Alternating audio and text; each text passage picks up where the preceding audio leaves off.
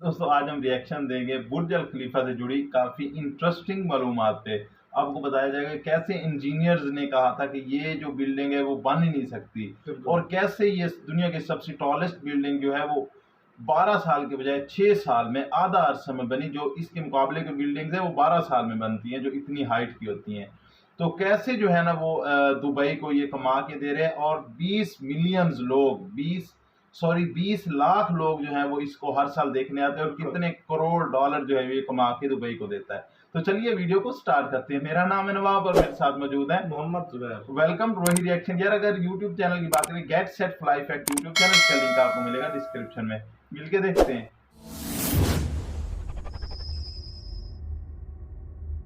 Friends, मैं हूं गौरव, और क्या आप सोच सकते हो कि जहां इंडिया में 25 माले की बिल्डिंग बनाने में 10 से 15 साल निकल जाते हैं, वहीं दूसरी तरफ 160 माले की बुर्ज खलीफा को बस सिर्फ महज 6 सालों में आखिर कैसे बनाया गया। और इसी 2761 फीट की वर्ल्ड्स टॉलेस्ट बिल्डिंग को देखने हर साल 1.87 मिलियन से भी ज्यादा लोग आते हैं, जिस वजह से बुर्ज खलीफा दुबई को हर साल 1 लाख करोड़ से भी ज्यादा का रेवेन्यू जनरेट करके देता है। पर क्या आपको पता है इस वर्ल्ड फेमस बिल्डिंग को बनाने बिल्डिंग इतना कमा के दे रही बड़े है से यार। बड़े इंजीनियर्स ने हाथ जोड़ के ये कह दिया था कि भैया इस बिल्डिंग को बनाना मुश्किल ही नहीं नामुमकिन है, क्योंकि कंस्ट्रक्शन के हर पड़ाव पर ऐसी ऐसी मुश्किलें आएंगी जिसे कैसे सॉल्व किया जाए ये चीज किसी के पल्ले नहीं पड़ने वाली थी। एंड ये मुश्किलें आई भी, जैसे कि सबसे पहले मुश्किल थी कि पूरा दुबई रेत से घिरा हुआ है, और जो जमीन गवर्नमेंट ने बुर्ज खलीफा के लिए अलॉट की थी वहां भी सिर्फ रेत ही रेत था, जिस वजह से वहां पर किसी भी बिल्डिंग का खड़ा होना नामुमकिन था क्योंकि इसका फाउंडेशन बहुत ही वीक होता। दूसरी मुश्किल थी वहां का क्लाइमेट। बिल्डिंग बनाते समय इंजीनियर्स ने सोचा कि बिल्डिंग के बाहर कांच के पैनल्स बाद में लगाएंगे,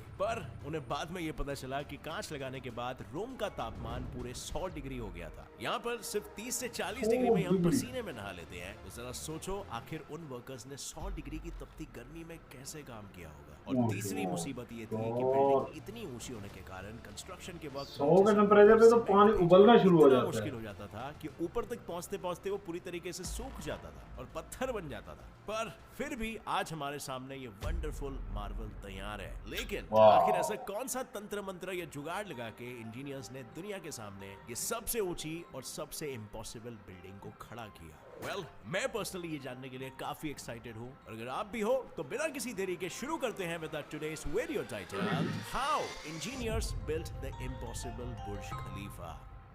आज वीडियो देखते हैं, लाइक कर दें यार। One of the fastest growing economies है, and to be precise Dubai की इकोनॉमी पूरे 3 करोड़ रुपीस है। हाँ, सही सुना आपने, 2 बार आया है करोड़, गलती से नहीं निकला है। लेकिन दुबई की इकोनॉमी हमेशा से सुनने में इतनी अनबिलीवेबल नहीं थी। 1970s और 1980s की अगर बात करें तो ये आंकड़ा बस महज 29 करोड़ रुपीस था, और तभी उनकी इकोनॉमी का लगभग 50% उनके ऑयल एक्सपोर्ट इंडस्ट्री से ही आ रहा था। और फिर 80s के दौरान काफी देशों को अपने खुद के जमीन से ही ऑयल मिलने लग गया, और धीरे धीरे करके दुबई के ऑयल इंडस्ट्री का रेवेन्यू कम होने लगा। और ऐसे में उन्होंने सोचा कि अगर हम पूरी इकोनॉमी ऑयल पर ही डिपेंडेंट रखें तो वो दिन दूर नहीं है कि हम पूरी तरीके से कंगाल हो जाएंगे। और इसीलिए फिर उन्होंने उनका फोकस ऑयल से हटाकर सर्विस और टूरिज्म इंडस्ट्री पर शिफ्ट कर दिया, और इसी फोकस शिफ्ट ने उनकी पूरी काया पलट कर रख दी। दुबई में कंस्ट्रक्शन और इंफ्रास्ट्रक्चर का काम बढ़ने लगा, जिसके कारण दुबई सिटी आज सबसे फास्टेस्ट ग्रोइंग शहरों में से एक है। और इसी तरक्की को और बढ़ाने के लिए जनवरी 2004 में दुबई की गवर्नमेंट ने ईमार कंस्ट्रक्शन कंपनी को 6 साल में दुनिया की सबसे ऊंची बिल्डिंग बनाने का कॉन्ट्रैक्ट दिया।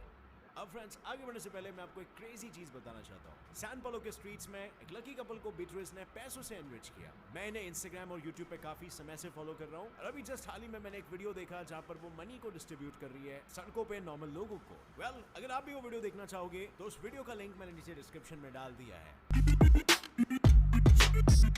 काफी खूबसूरत है। Erasmus. Ah! You're lucky. You're kidding me. Not? No, I'm not kidding. Can I put in my pocket? Oh, of course. Yeah.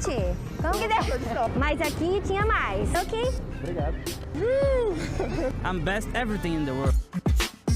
Subscribe to my channel and I'll see you on my next video. Bye. Love you. Love you, India. Love you, Philippines. Bye-bye. Government का इस building को बढ़ाने के पीछे का कारण ये था कि अगर उन्हें दुनिया की टॉलेस्ट बिल्डिंग बनाने का खिताब मिल गया तो उसके बाद पूरी दुनिया की नजर दुबई पर ही होगी और दुनिया में दुबई का रुतबा और ज्यादा बढ़ जाएगा। और दूसरा रीजन ये भी था कि उन्हें वर्ल्ड्स टॉलेस्ट बिल्डिंग का खिताब ताइवान के ताइपे के 101 टावर से लेकर वापस मिडिल ईस्ट में लाना था, क्योंकि असल में पहले से ये खिताब पिछले 4000 सालों से मिडिल ईस्ट में बसे खुफू पिरामिड के पास था। और फिर क्या था, इस खिताब को वापस लाने के जुनून में सब जुड़ गए, पर 6 सालों में 160 माले की बिल्डिंग बनानी ये गवर्नमेंट के लिए कहना आसान था, पर असल में इतने कम समय में इतनी बड़ी बिल्डिंग खड़ी करना ऑलमोस्ट इम्पॉसिबल था, क्योंकि कंस्ट्रक्शन के ऑलमोस्ट हर एक स्टेज पर मुसीबत का भी मानो लेवल अप हो रहा था। और इतनी बड़ी बिल्डिंग के अंदर और बाहर के स्ट्रक्चर्स को डिजाइन करने में ही 3 साल निकल जाते और फिर बचे हुए सिर्फ 3 सालों में पूरी बिल्डिंग को बनाना नामुमकिन सा लग रहा है आपको भी ना। और इसीलिए उन्होंने सोचा कि क्यों ना हम बिना डिजाइन के ही शुरू कर देते हैं, साइड बाय साइड डिजाइन बनते रहेगा और हम कंस्ट्रक्शन का काम भी शुरू कर देंगे। अब ये डिसीजन शुरुआत में तो काफी बेहुदा सा लगा, पर सारे इंजीनियर्स ने इस फैसले को मंजूर कर लिया। पर उन्हें नहीं पता था कि डिसीजन लेते ही उनके सामने एक बड़ी मुसीबत तुरंत खड़ी हो जाएगी। वेल, कैसा है ना, अब इतनी बड़ी बिल्डिंग बनाने के लिए या इनफैक्ट कोई भी बिल्डिंग बनाने के लिए सबसे बेसिक चीज जो लगती है वो होती है एक सख्त जमीन। पर जो जमीन गवर्नमेंट ने अलॉट की थी वो पूरी जमीन रेत से ढकी हुई थी और उन पर पत्थर भी ऐसे थे कि उन पर पैर रखते ही वो चूर चूर हो जाते। और अब ये पत्थर पैर का वजन नहीं उठा सकते थे, तो वो भला बुर्ज खलीफा का वजन कैसे उठा पाते। तो ऐसे में इंजीनियर्स ने मदद ली, मुश्किलात ही मुश्किलात है यार। खलीफा का फाउंडेशन 192 स्टील के पाइप्स पर खड़ा किया और ये स्टील के पाइप जमीन में पूरे 164 फीट अंदर गाड़े हुए थे और उन्हें इस तरीके से सेट किया गया था कि पूरी बिल्डिंग का वजन सारे पाइप्स पर इक्वली डिस्ट्रीब्यूट हो सके। पाइप्स वाला आइडिया तो सुपर हिट निकला, पर बिल्डिंग का स्ट्रक्चर आखिर कैसे होना चाहिए सो दैट पूरा वजन इक्वली डिस्ट्रीब्यूट हो सके, इस सवाल ने उन्हें गहरी सोच में डाल दिया था। और तभी इमार कंपनी के इंजीनियर्स ने बोला कि बुर्ज खलीफा के स्ट्रक्चर को डिजाइन करवाने के लिए हमें दुनिया के one of the best architectural firms Skidmore के पास जाना पड़ेगा। शिकागो के स्किडमोर ने अमेरिका के वर्ल्ड ट्रेड सेंटर से लेकर इंडिया के छत्रपति शिवाजी इंटरनेशनल एयरपोर्ट सभी को डिजाइन किया है। पर बुर्ज खलीफा के स्ट्रक्चर को डिजाइन करना उनके लिए एक बहुत ही डिफिकल्ट प्रोजेक्ट था,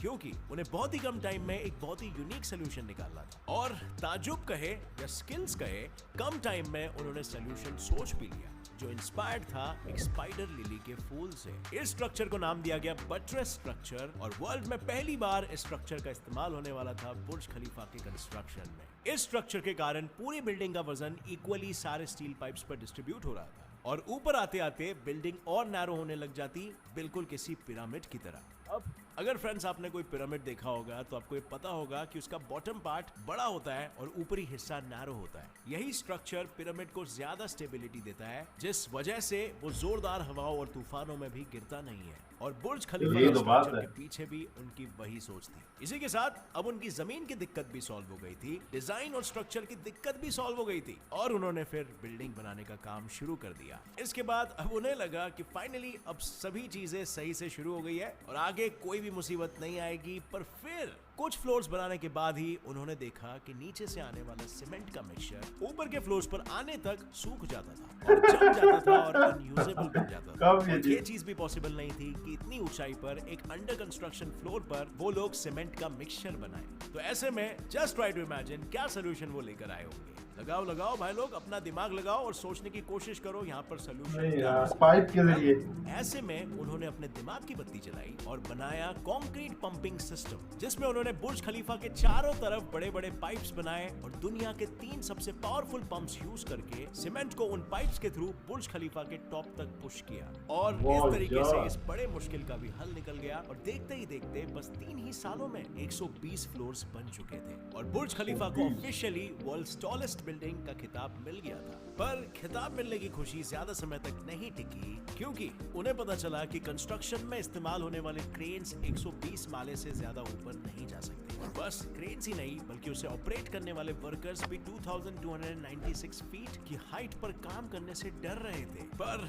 120 फ्लोर्स बना के काम अधूरा थोड़ी ना छोड़ सकते थे। तो इस प्रॉब्लम को सॉल्व करने के लिए इमार के HR फर्म ने दुनिया भर से क्रेन ऑपरेटर्स को इकट्ठा किया और उन्हें दुबई लेकर आए। ये सारे ऑपरेटर्स अलग अलग देशों से थे और अलग अलग भाषाएं बोलते थे, पर फिर भी इनमें एक चीज कॉमन थी, इनमें ऊंचाइयों का खौफ नहीं था। वाह, मतलब वो आके काम करेंगे। ऑपरेटर्स दिन के 12 घंटे काम करते थे और फिर कई बार अपने ही क्रेन के कैबिन में ही सो जाते थे। इन ऑपरेटर्स के आने के बाद काम ऑलमोस्ट हो चुका था और आखिरी कुछ कामों में से एक था बिल्डिंग के बाहर ग्लास के पैनल्स लगाना, जो इंजीनियर्स ने सोचा था कि कंस्ट्रक्शन होते ही वो लगा देंगे। पर उन्हें ये बात कुछ फ्लोर्स पर ग्लास लगाने के बाद रियलाइज हुई कि ग्लास पैनल्स लगाने के बाद रूम के अंदर का टेम्परेचर 100 डिग्रीज तक बढ़ जाता था, यानी तप के भट्टी जैसा हो जाता था। इसके पीछे का कारण ऑब्वियसली दुबई का गर्म क्लाइमेट था और बुर्ज खलीफा की ऊंचाई।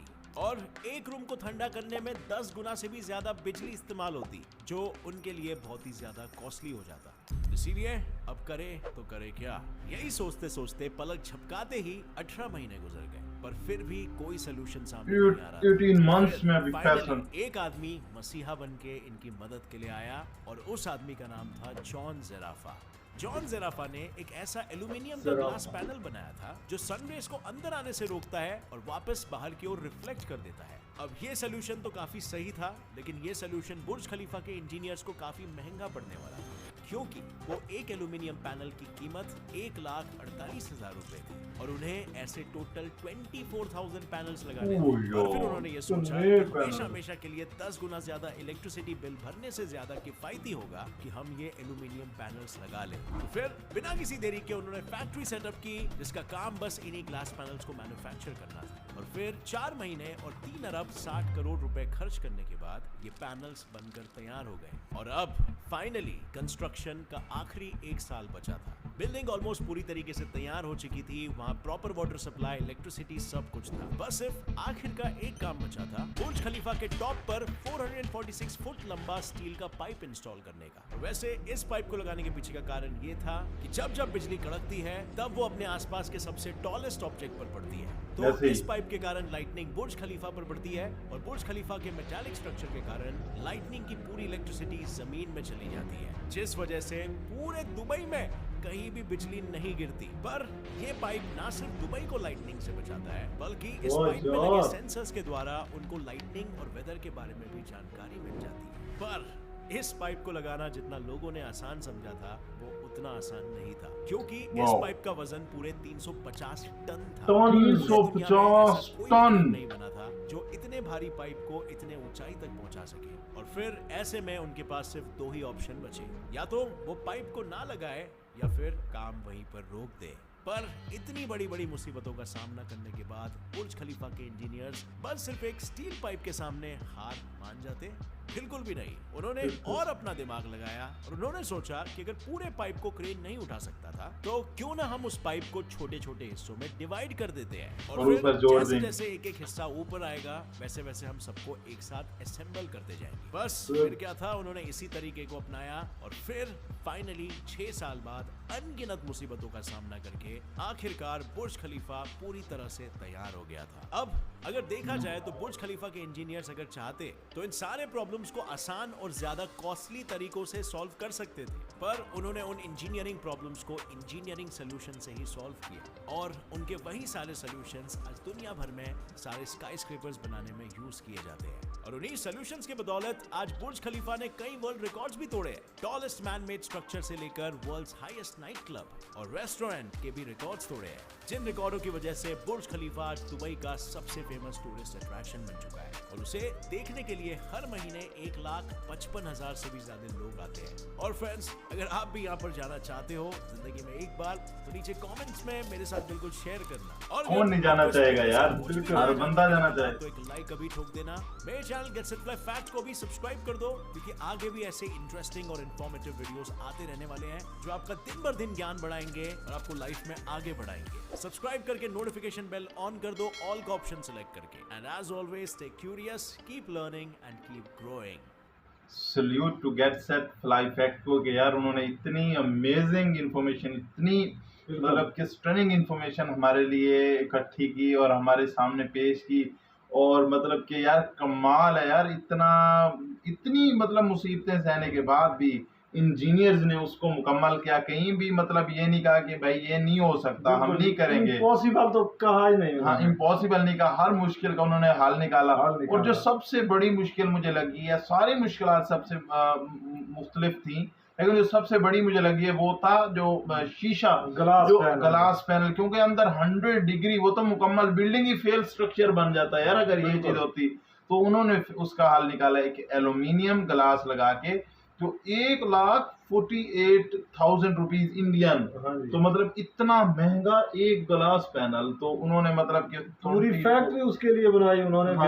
24,000 पैनल्स लगने थे, वो लगाया। तो काफी टूट भी गए होंगे यार इनमें से, लेकिन फिर भी देखें उन्होंने एक स्ट्रक्चर को मुकम्मल किया और दुनिया के सामने पेश किया। और जब इतनी मेहनत, इतनी क्रिएटिविटी, इतना हार्ड वर्क से कोई चीज बनाई जाए तो वो लोगों को क्यों नहीं पसंद आएगी यार। और फिर आप लोग ये तो जानते हो कि बुर्ज अल खलीफा को पूरी दुनिया जानती है और पूरी दुनिया इसको देखना चाहती है और पूरी दुनिया इसको देख के हैरान दंग रह जाती है कि क्या चीज बना दी यार बंदे ने यार। तो यार अगर वीडियो पसंद आई है तो वीडियो को लाइक कर दें, ब्रोई रिएक्शन को सब्सक्राइब कर दें और बेल आइकन दबा दें मज़ीद वीडियोस के लिए। तो मिलते हैं नेक्स्ट वीडियो में, तब तक के लिए अल्लाह हाफ़िज़।